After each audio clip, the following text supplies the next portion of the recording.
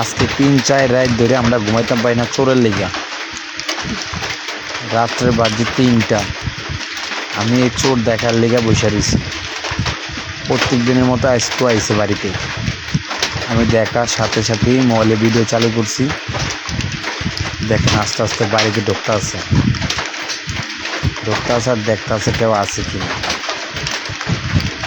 ঠিক আছে, আমি কিন্তু কথা জোরে বলতে পারতেছি না, কারণ জোরে বললেই শুনে লেগে তখন আর সামনে আসবে না। আমি কিন্তু অনেক দূরে থেকে ভিডিওটা করছি। ঠিক আছে, আমি জুম দিতে দিতে মানে পেজটাই পুরো ফাইটা যেতেছে, এই জন্য আমি কিছু দেখাতে পারতেছি না আপনাদেরকে। অনেক দূরে কিন্তু দেখেন আস্তে আস্তে বাড়ির ভিতর ঢুকতেছে। এই যে আমাদের পাশে একটা ঘর আছে ছোট, এই ঘরের ধারে আসছে। দেখি কি করে, একটু দেখি। মুখটা কিন্তু বাইরে আসছে দেখেন। এই যে ঘরের দরজার কাছে আসছে, এই যে দরজা ঢালতেছে দেখেন। এই যে ঘরের দরজায় বসছে, দরজা ঢালতেছে দেখেন। দরজা কীভাবে ঢালে, যে এখন জানি আবার কই যায়।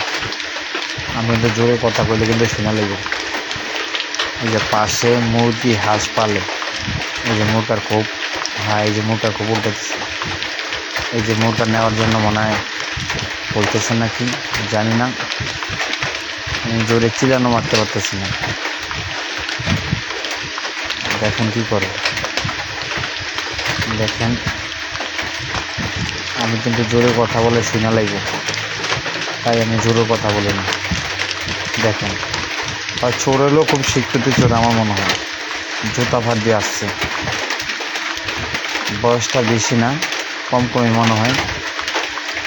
এই যে কোথায় যেন চলে যায়, যে না দেখে লেছে আমার আল্লাহ জানে।